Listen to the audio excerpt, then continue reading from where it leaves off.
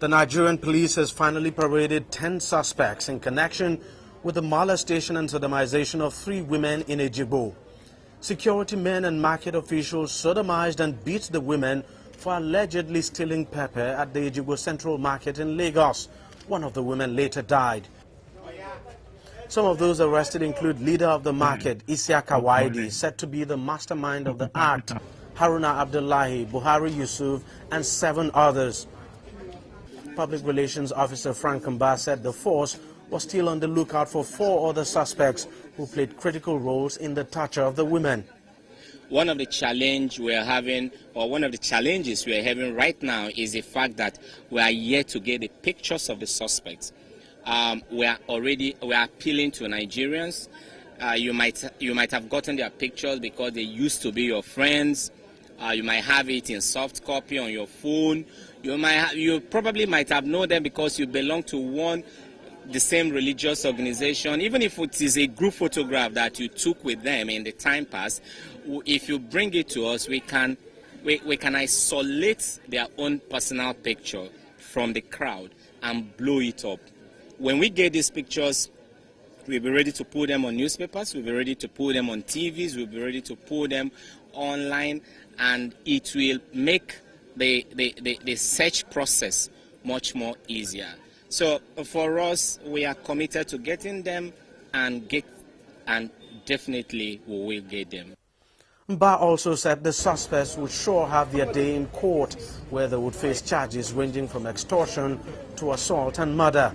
We'll be looking at multiple charges of conspiracy, indecent assault, simple assault, causing grievous bodily harm, extortion, as well as murder, depending, and of course the different suspects will be charged according to the level of their involvement, and these are facts that will be revealed in investigation and of course in the reports that will follow those investigations.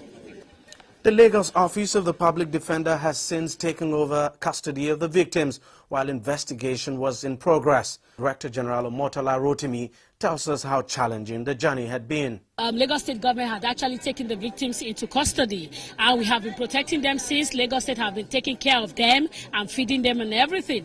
And each time they have to come to the police station to make statements, we are always there with them so that we ensure that yes, everything follows due process. And of course, the day of the identification parade as well, OPD was also on ground to ensure that everything went well and that it followed due process. And even when the statements of the suspects were also taken, OPD was on ground so that there would be a case of any allegation of the police probably forcing them to make the statement, or that the statements were made under duress. So everything went well, and we ensure that every process we are taking actually followed the due process, like I said.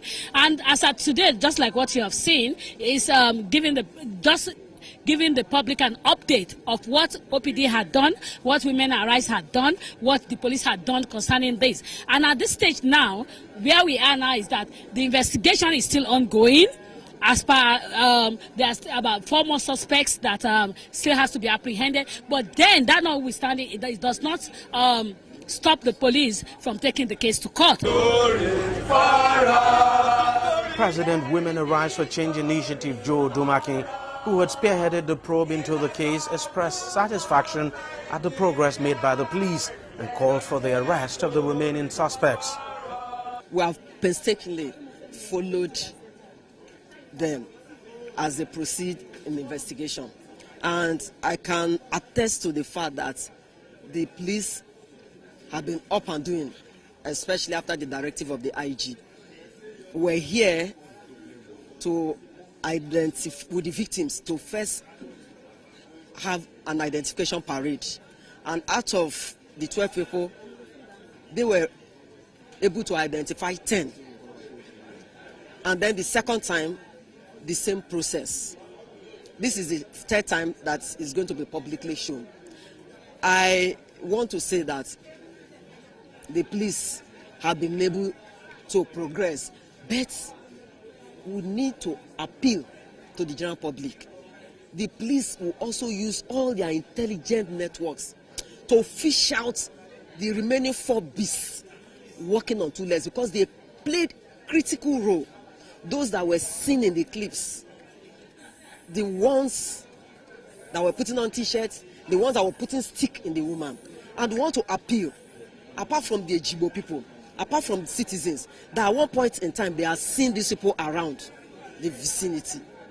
Some of them will have had their photographs maybe on their phones, will have been somewhere with them. Some of them know where they are, because any day they apprehend them, if those people they are staying around refuse and they are covering them up, any day they apprehend them, they will also be culpable. The general public should assist the police. We should know that human life is involved. Somebody had died, and her death must not be in vain. The others were dehumanized and sodomized. So they are within the community. Anywhere they are, people should please come up with information. The incident happened in February of 2013, but did not come to light until December of the same year, when someone posted the video on YouTube. Civil rights group Women Arise for Change Initiative thereafter led a protest demanding an investigation of the incident. The Lagos State House of Assembly subsequently set up a panel that probed the case and eventually led to the identification of the victims and the eventual arrest of the suspects. The Inspector General of Police, Mohammed Abubakar, had also taken interest in the case and directed men of the federal SARS to take over the investigation of the incident. With the arrest of these suspects, justice is now gradually coming the way of the victims, and the police has vowed to track down and arrest the remaining 4 fleeing suspects.